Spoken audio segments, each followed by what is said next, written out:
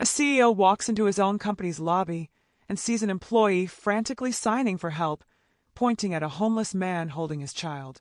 What he discovers next will restore your faith in humanity.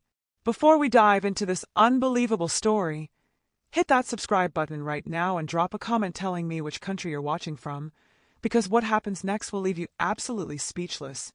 The rain hammered against the glass towers of Sterling Industries like bullets of ice, each drop a tiny explosion against the gleaming facade of power and wealth. Inside that fortress of steel and ambition, Marcus Chin stood in his corner office on the 47th floor, staring down at the city below where people looked like ants, insignificant and forgettable.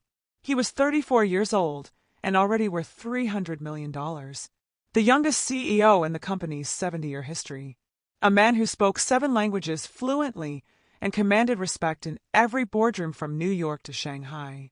But there was one language Marcus knew that nobody else in his world understood, a language that would save a life that very night in the most unexpected way imaginable.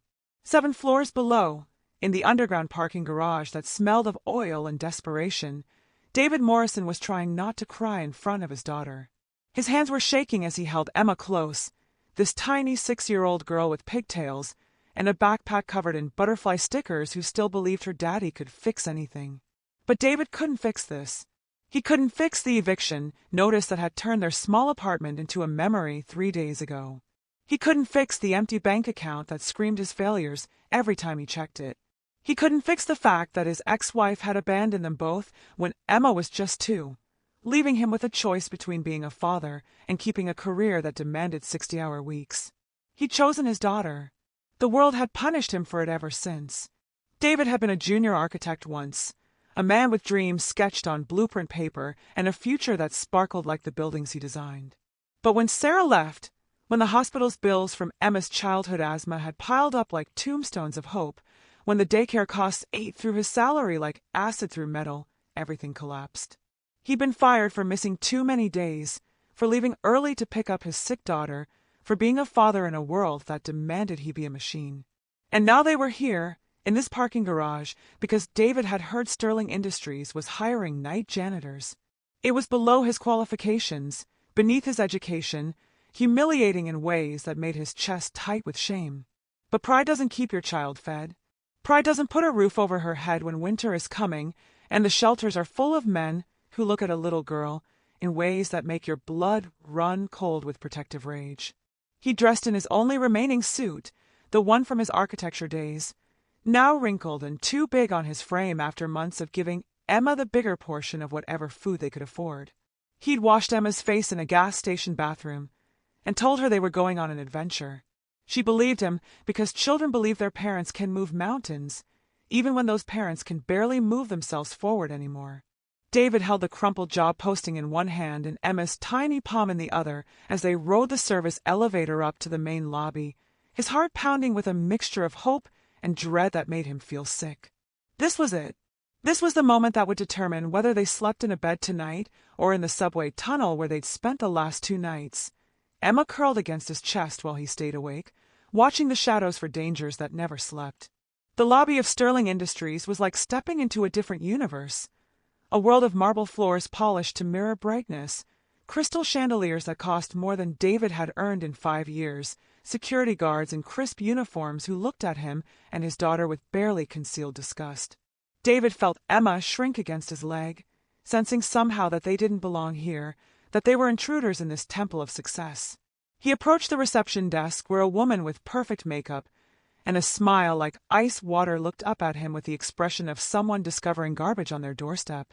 "I'm here about the night custodian position," David said, hating how his voice shook, hating the desperation he couldn't hide. "I called yesterday and was told to come in after hours to speak with the facilities manager."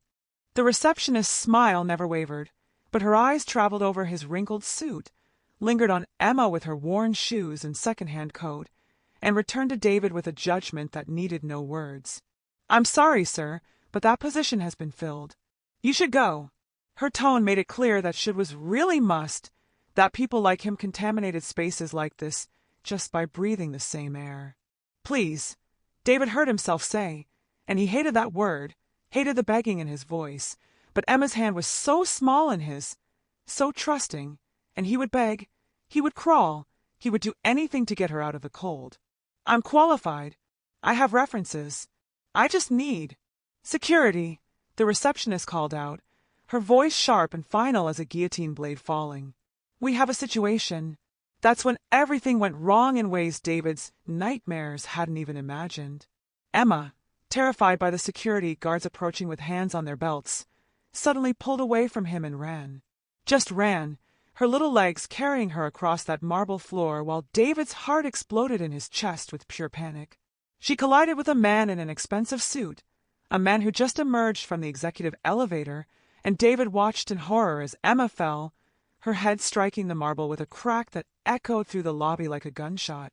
She started screaming, blood blooming from a cut on her forehead, crimson against her pale skin, and David lunged forward, every instinct in his body demanding he reach his daughter, protect her, save her from this disaster that was spiraling out of control.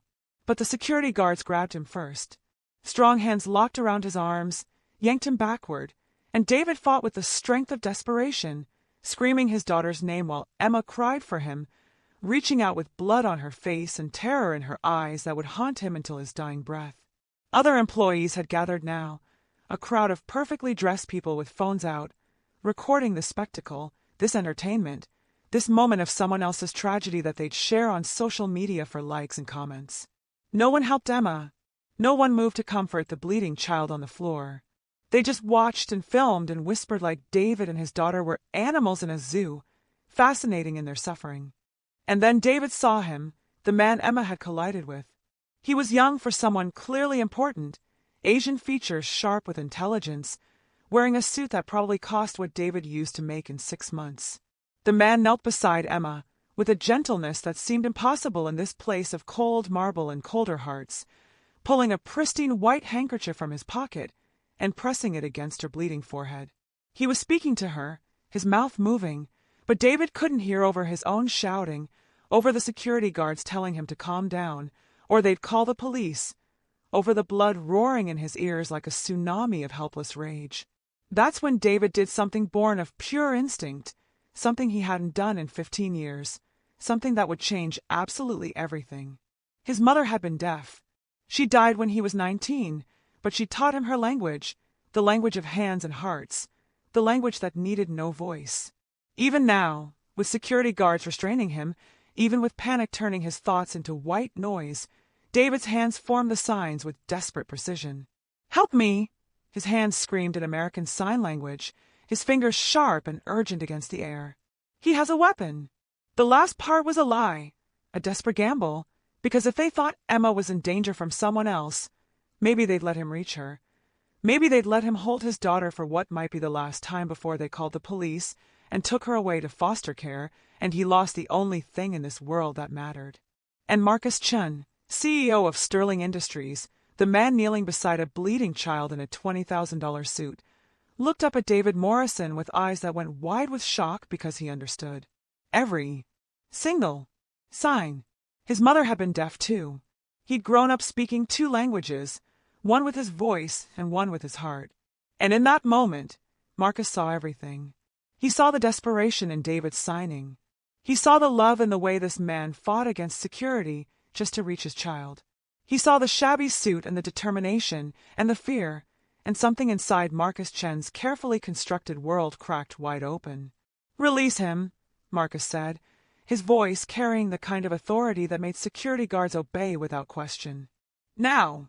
David stumbled forward, fell to his knees beside Emma, and gathered her into his arms while she sobbed against his chest, her blood staining his shirt, her tiny hands clutching at him like he was the only solid thing in a world gone mad. David was crying now, couldn't stop, didn't care who saw, pressing his face into Emma's hair and whispering promises he didn't know if he could keep. Promises that everything would be okay, that Daddy had her, that nothing bad would happen. But he knew they were lies. He knew that security would throw them out into the rain and the night, that Emma needed stitches they couldn't afford, that tomorrow would be worse than today and next week would be worse than tomorrow, and there was no bottom to this fall they were in, just endless darkness all the way down. "What's your name?" Marcus asked, and his hands were signing the question even as he spoke it. Fluid and perfect, the language of David's mother brought back to life by this stranger in the expensive suit. "David Morrison," he managed, his voice broken. "This is Emma. I'm so sorry. I needed a job. The custodian position. I didn't mean. That receptionist told you it was filled." Marcus's expression had gone cold, and he stood, turning to face the woman behind the desk who suddenly looked like she wanted to disappear into the marble floor. "Interesting, because I personally approved posting that position this morning. The job is not filled." He turned back to David, and his face softened in ways that made him look younger, more human, more real. "Can you stand? Your daughter needs medical attention." The next hours passed in a blur that David's exhausted mind could barely process. Marcus Chun himself drove them to the emergency room in a car that was worth more than any house David had ever lived in, sat with them while Emma got 6 stitches in her forehead, and never once looked at his phone or acted like he had anywhere more important to be than sitting in a plastic chair beside a homeless man and his injured daughter. He bought them food from the hospital cafeteria, real food, hot food, and watched Emma eat with the kind of gentle attention that made David's chest ache with questions he didn't dare ask. When Emma fell asleep against David's shoulder, exhausted from crying and fear and pain, Marcus finally spoke. "Tell me your story," he said, still signing as he spoke, honoring a language that most of the world forgot existed. All of it. So David told him about being an architect with dreams that had dissolved like sugar in rain, told him about Sarah leaving, about the medical bills, about choosing his daughter over his career and watching the world punish him for loving someone more than he loved success. Told him about the eviction, the shelters, the 2 nights in the subway tunnel where Emma had cried herself to sleep asking when they could go home, and David had no answer because home was just a word now, just a memory of something they used to have. He told Marcus everything, expecting judgment, expecting pity, expecting the same disgust he'd seen in the receptionist's eyes. But Marcus just listened, really listened, his expression unreadable until David finished speaking, and the silence between them felt heavy with things unsaid. "My mother was deaf," Marcus finally said, his hands moving with his words in perfect synchronization. "My father left us when I was 8 because he said he couldn't handle a wife who couldn't hear him. Said it was like living with a ghost. She raised me alone, working 3 jobs, cleaning offices at night just like you wanted to do. I watched the world treat her like she was less than human because she was different. I watched people talk over her, ignore her, dismiss her as stupid because she couldn't hear them, never mind that she spoke 4 languages and could communicate in ways they'd never understand." His eyes held something fierce now, something burning. "She died 3 years ago, worked herself to death, so I could go to college, so I could be successful, so I could prove that being her son meant something. And I swore on her grave that if I ever had power, real power, I'd use it to help people like her. People like you. People the world has decided don't matter." David stared at this man, this stranger who held a kind of wealth and influence that most people only dreamed about, and saw something he hadn't expected to see in anyone's eyes in a very long time: recognition. Not pity, recognition. Like Marcus saw him as human, as equal, as someone who mattered despite having nothing but a sleeping daughter in a wrinkled suit. "The custodian job is yours if you want it," Marcus said. "But I don't think you want it. I think you want to be an architect again. I think you want to design buildings instead of cleaning them. Am I right?" David's throat closed up with emotion, so strong it felt like drowning. "I can't," he whispered. "I have Emma. I can't work those hours. I can't." "Sterling Industries is building a new headquarters complex," Marcus interrupted. 6 buildings, mixed use, residential and commercial. The project needs a senior architect, someone with vision and talent. The position comes with a salary of $200,000 a year, full medical and dental, life insurance, and something I've been trying to implement for 2 years: comprehensive childcare, on-site daycare, after-school programs, summer camps. Your daughter would be safe, cared for, educated, all while you work. You'd see her every day, have lunch with her if you wanted, be there if she needed you. Because I'm tired of making my employees choose between having children and having careers. I'm tired of living in a world where being a good parent is punished instead of celebrated." David couldn't speak. Couldn't breathe. The numbers Marcus had just said weren't real. They couldn't be real. $200,000. Childcare. Medical insurance. It was too much. Too impossible. Too good to be anything but a dream he was having while sleeping in that subway tunnel, a hallucination brought on by hunger and desperation, and hope that had nowhere else to go. I don't have a portfolio anymore, David finally managed. I lost everything in the eviction. All my work, all my designs. Then make new ones, Marcus said simply. Better ones. I'm not hiring your past, David. I'm hiring your future. I'm hiring the man who chose love over ambition and got punished for it by a world that has its values completely backwards. I'm hiring the father who'd sign a lie about a weapon just for a chance to reach his bleeding daughter. That's the kind of person I want designing buildings that will stand for 100 years. Someone who understands that spaces aren't just about aesthetics and profit. They're about people, about families, about creating places where human beings can actually live instead of just exist. 3 months later, David Morrison stood in his new office on the 32nd floor of Sterling Industries, looking out at a city that no longer made him feel small. Emma was 7 floors below in a daycare that looked like something from a fantasy, with teachers who knew her name and friends who didn't care that she'd once been homeless, who only cared that she was funny and kind and really good at building things with blocks. David's first designs were spread across his drafting table, a residential complex that included affordable housing units, because he remembered what it felt like to need a home and have nowhere to go. Marcus had approved every single element, had looked at David's work with pride that felt almost paternal, and said the project was exactly what the world needed more of: buildings with hearts. But the real miracle, the thing that still made David's eyes sting with grateful tears when he thought about it, happened every Tuesday and Thursday afternoon at 3:30.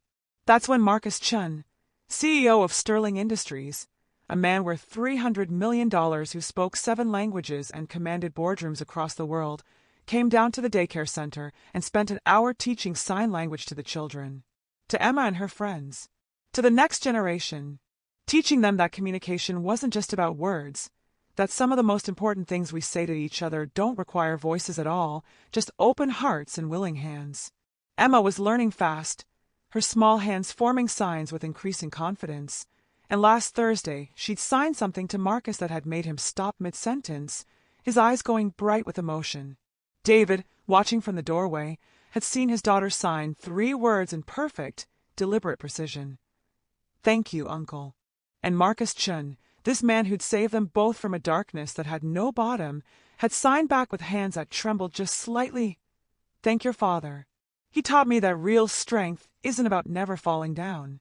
It's about who you reach for when you do, and what language you use to ask for help."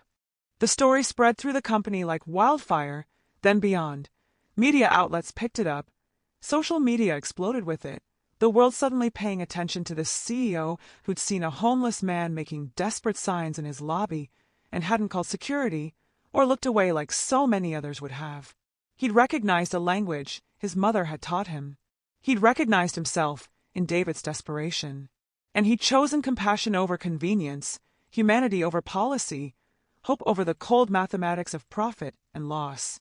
But for David Morrison, standing in his office with his daughter's drawing taped to his wall, a picture of their new apartment done in crayon and labeled home in shaky letters, the real story was simpler and more profound than any headline could capture. It was about the moment when the world had been crushing him into nothing, when he'd made one last desperate call for help in a language almost nobody spoke anymore, and someone had answered. Someone had seen him. Someone had recognized that a man fighting for his child with nothing but empty pockets and full hands was the kind of person worth saving, worth believing in, worth giving a chance to rise again. The weapon David had claimed to see that night in the lobby didn't exist, except maybe it did. Maybe the real weapon was indifference.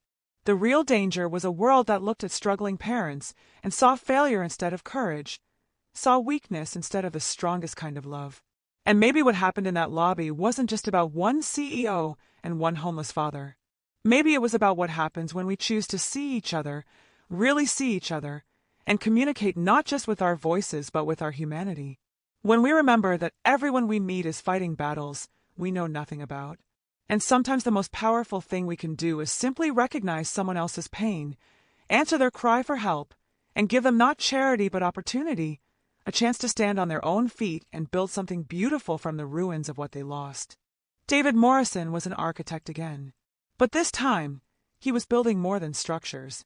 He was building a life, a future, a world where his daughter would grow up knowing that kindness exists, that hope is real, that sometimes when you fall as far as you can fall, when you're drowning in darkness and desperation, when you make one last desperate call for help in a language almost nobody speaks, sometimes, miraculously, someone answers. And everything changes, forever.